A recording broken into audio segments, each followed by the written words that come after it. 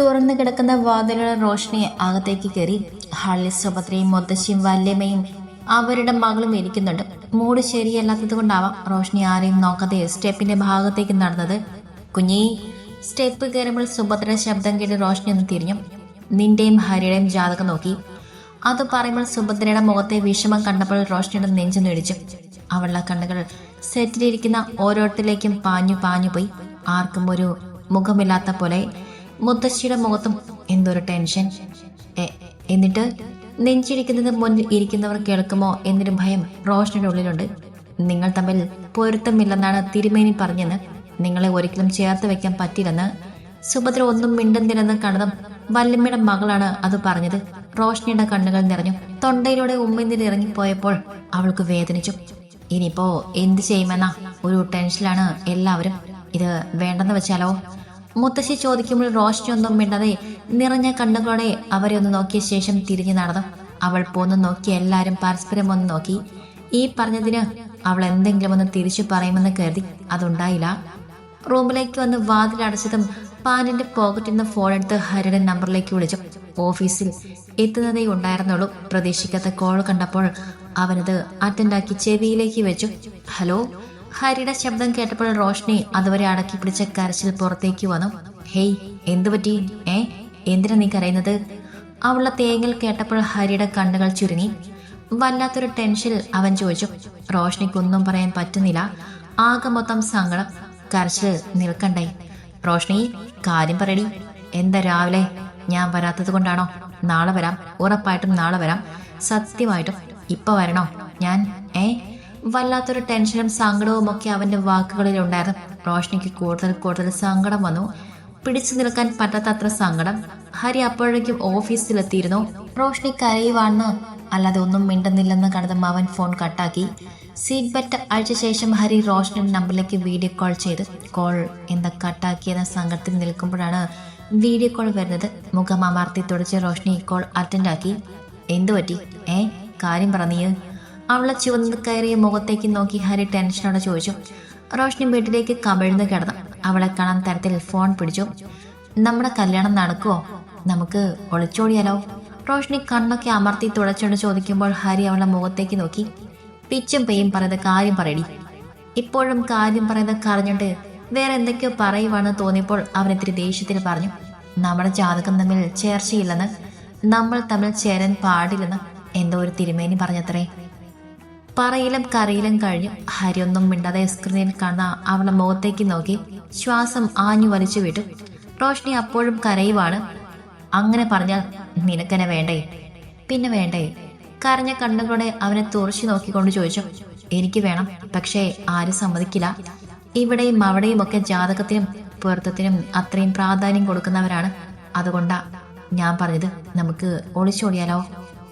ഇപ്പൊ ഒളിച്ചോടണോ? കയ്യിൽ കെട്ടിയ വാച്ചിൽ സമയം നോക്കിക്കൊണ്ട് ഹരി അവളോട് ചോദിച്ചു.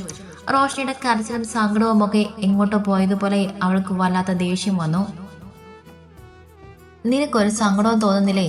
ഒരിട്ട് ടെൻഷനും തോന്നുന്നില്ലേ? അവളുടെ കണ്ണിൽ അവനോട് വല്ലാത്ത ദേഷ്യം നിറഞ്ഞു. ഹരി അതിനൊന്ന് ചിരിച്ചുകൊണ്ട് ഇല്ലെന്ന് തലയാട്ടി. എന്തിന്? നിന്നോട് ആരാ ഇത് പറഞ്ഞത്? അമ്മ മാത്രല്ല, മുത്തശ്ശിയും വല്യമ്മയും ചേച്ചിയും എല്ലാവരും പറഞ്ഞു. ഞാൻ ക്ലാസ് കഴിഞ്ഞ് വരുമ്പോൾ എല്ലാവരും ഹാളിൽ ഇരിക്കുന്നുണ്ട്. അപ്പോഴാണ് പറഞ്ഞത്. അത് പറയുമ്പോൾ അവളുടെ കണ്ണിൽ നിന്നും ഒരു തുള്ളി കവളിലേക്ക് ഒഴുകിയിറങ്ങി. ഹരിയുടെ ചുണ്ടിൽ ഒരു ചിരി വിരിഞ്ഞു.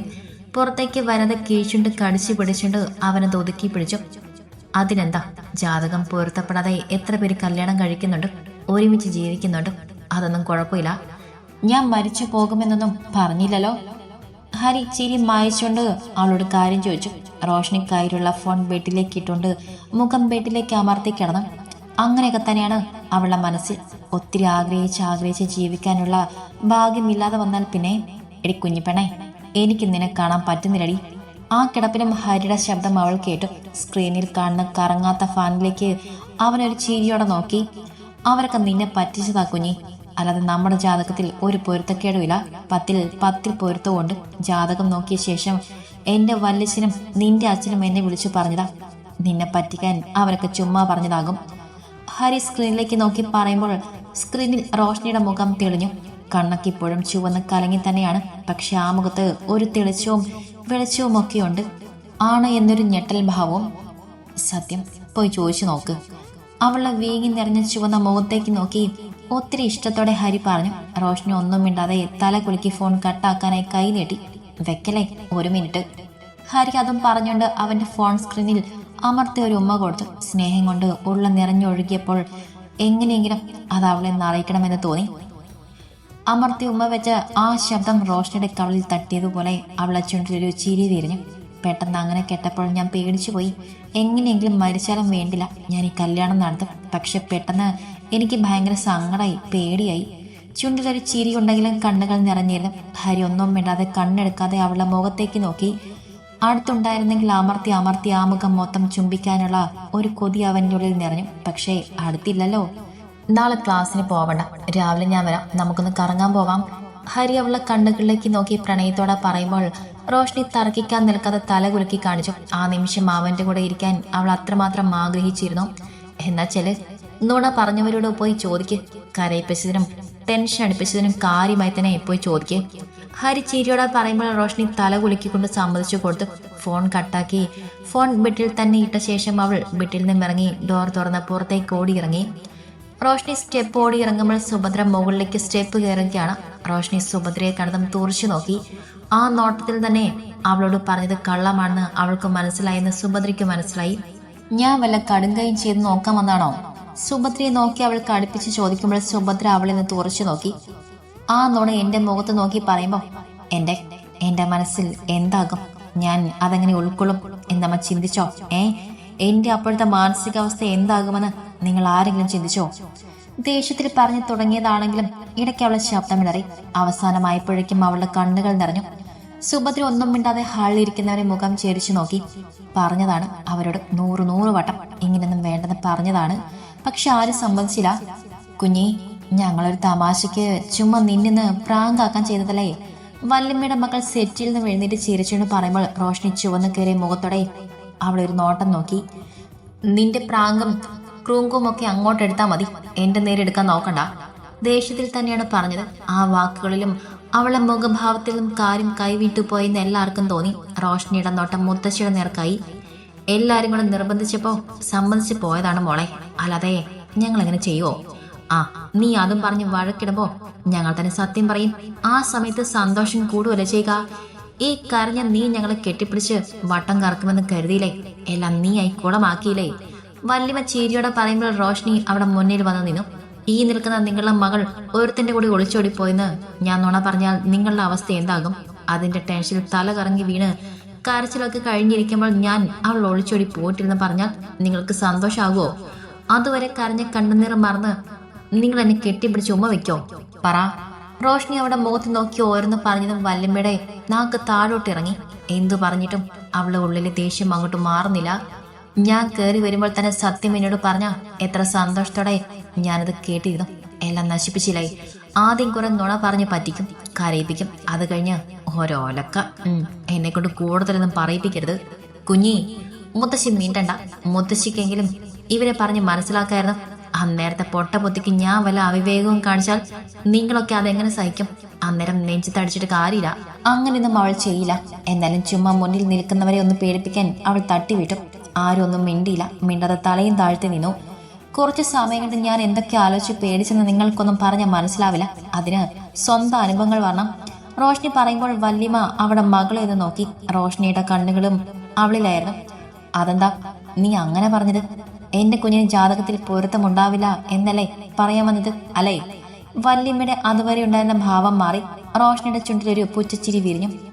റയാൻഷും ലച്ചും ആ സമയം തന്നെയാണ് അകത്തേക്ക് കയറി വന്നത്. അതെ, അങ്ങനെ തന്നെയാണ് പറയാൻ വന്നത്. അത് പറയുമ്പോൾ പോലും നിങ്ങൾക്ക് പിടിക്കുന്നില്ലല്ലോ.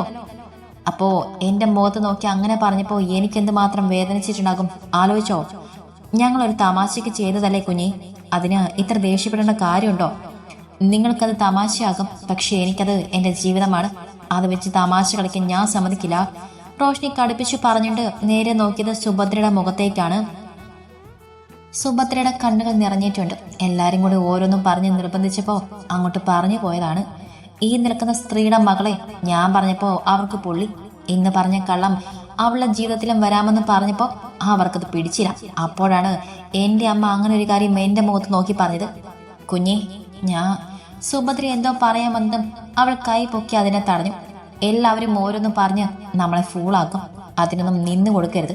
നമ്മുടെ കാര്യം വരുമ്പോൾ ഈ പറഞ്ഞതൊക്കെ മാറി മറിയും. അതുകൊണ്ട് പറയാം, ആരുടെ വാക്കും കേൾക്കരുത്. അവനവന്റെ കാര്യം വരുമ്പോൾ നമുക്ക് നമ്മളെ കാണും. മറ്റുള്ളവരൊക്കെ സ്വന്തം കാര്യത്തിൽ സ്വാർത്ഥരാണ്. റോഷ്നി അതും പറഞ്ഞിട്ട് നേരെ നോക്കിയത് ലച്ചുവിന്റെയും റയാൻഷിന്റെയും മുഖത്തേക്കാണ്. ഒന്നും മനസ്സിലാവാതെ നിൽക്കുന്നുണ്ട്. ജാതകം നോക്കി 10ൽ 10 പേർത്തുണ്ടത്രേ. റോഷ്നി ചീരിയോടെ അവരുടെ അടുത്തേക്ക് വന്ന് പറയുമ്പോൾ അത് ഞങ്ങൾ അറിഞ്ഞു എന്നൊരു ഭാവത്തിലാണ് അവർ നിൽക്കുന്നത്. എന്നിട്ട് ഞാൻ കയറി വരുമ്പോൾ പറയാം, ഞങ്ങളെ ജാതകം തമ്മിൽ പൊരുത്തിയില്ലെന്ന്. എന്താ ദോഷമുണ്ട്, ഇത് മുടക്കിയാലോ എന്ന്. അത് പറയുമ്പോൾ റോഷ്നിയുടെ കണ്ണുകൾ നിറഞ്ഞു. ലച്ചു മുന്നോട്ട് വന്ന് അവളുടെ കയ്യിൽ പിടിച്ചു. എനിക്ക് സങ്കടം വന്നു. ഒളിച്ചോടാൻ പ്ലാൻ ഇടാൻ വേണ്ടി ഹരി ഏട്ടനെ വിളിച്ചപ്പോഴാണ് എന്നോട് കാര്യം പറഞ്ഞത്. ഞാൻ പേടിച്ചു പോയി. ലച്ചുവിന്റെ മുഖത്ത് നോക്കി റോഷ്നി പറയുമ്പോൾ ലച്ചു കണ്ണ് തുറച്ചുകൊണ്ട് അവളെ നോക്കി.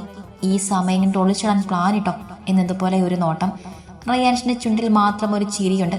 ബാക്കിയുള്ളവരൊക്കെ അവളുടെ വാക്കിൽ ഞെട്ടി നിൽക്കുകയാണ്.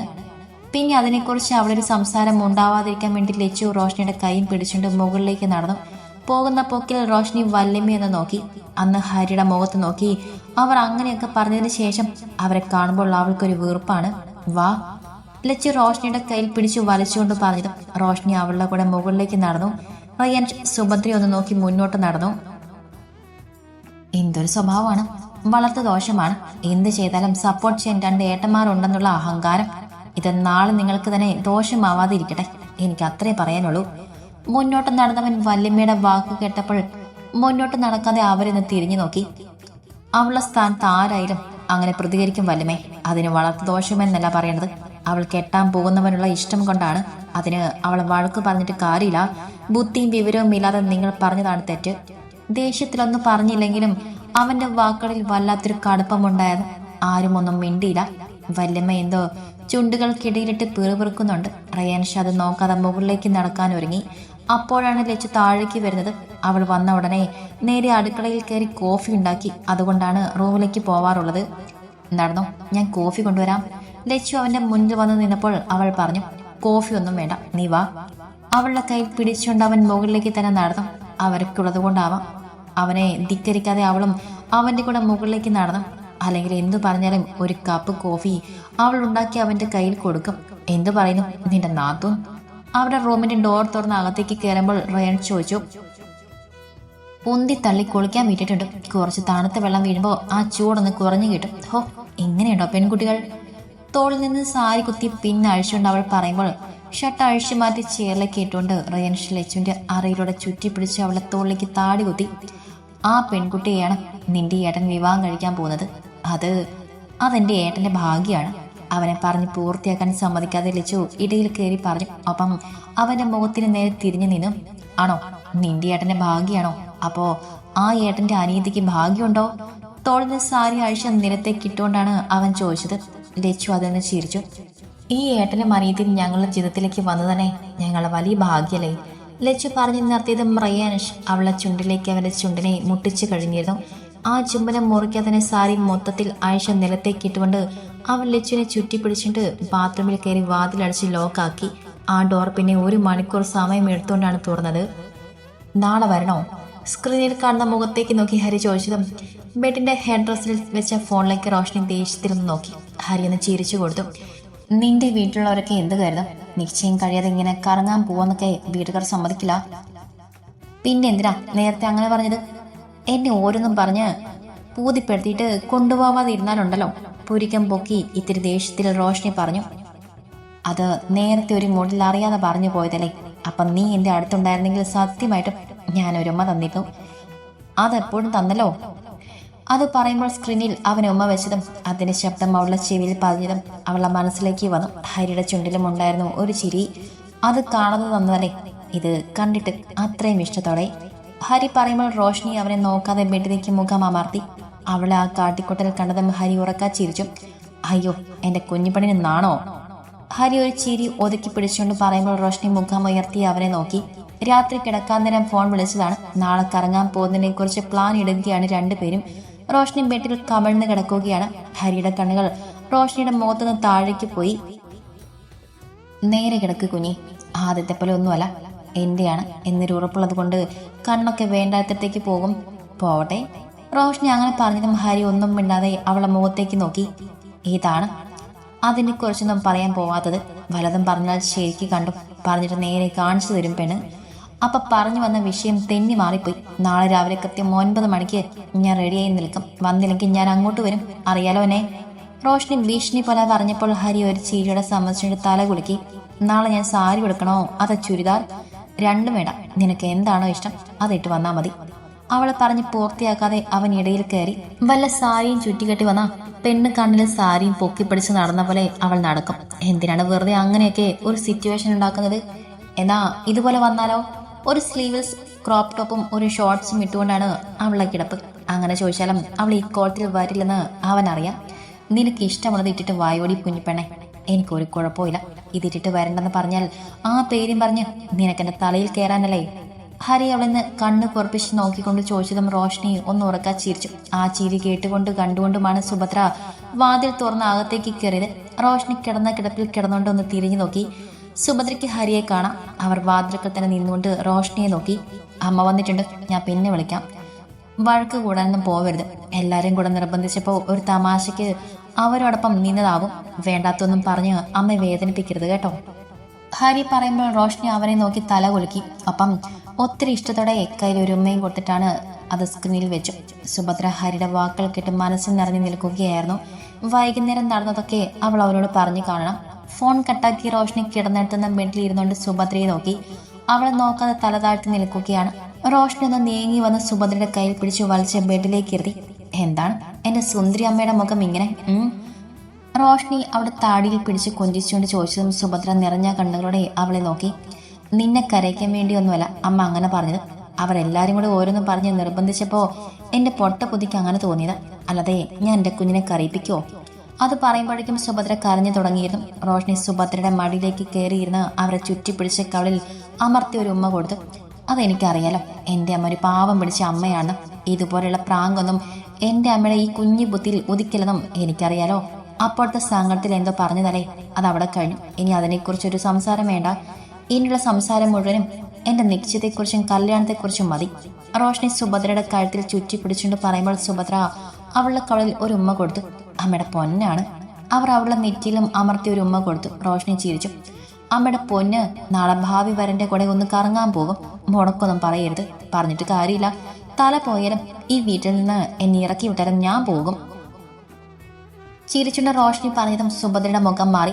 എന്തോ പറയാനായി അവർ വാ തുറന്നതും റോഷ്നി അവിടെ വാ പൊത്തി. ഒന്നും പറയണ്ട, ഒന്നും പറഞ്ഞിട്ട് കാര്യമില്ല. പോയി കിടന്ന് ഉറങ്ങിക്കോ. അച്ഛൻ നോക്കിയിരിക്കുന്നുണ്ടാകും. പോ, എനിക്ക് ഉറങ്ങണം. ഒന്നും പറയാൻ സമ്മതിക്കാതെ അവൾ സുഭദ്രയെ പിടിച്ച് പുറത്താക്കി വാതിലടച്ച് ലോക്കാക്കിയ ശേഷം അവൾ ബെഡിലേക്ക് കിടന്നു. നാളത്തെ ഒരു ദിവസം മുഴുവനും ഹരിയുടെ കൂടെ ആകുമെന്ന് ആലോചിക്കുമ്പോൾ തന്നെ അവൾക്ക് സന്തോഷം തോന്നി. ആ സന്തോഷത്തോടെ തലയിണയും കെട്ടിപ്പിടിച്ചുകൊണ്ട് കണ്ണുകൾ അടച്ചു കിടന്നു.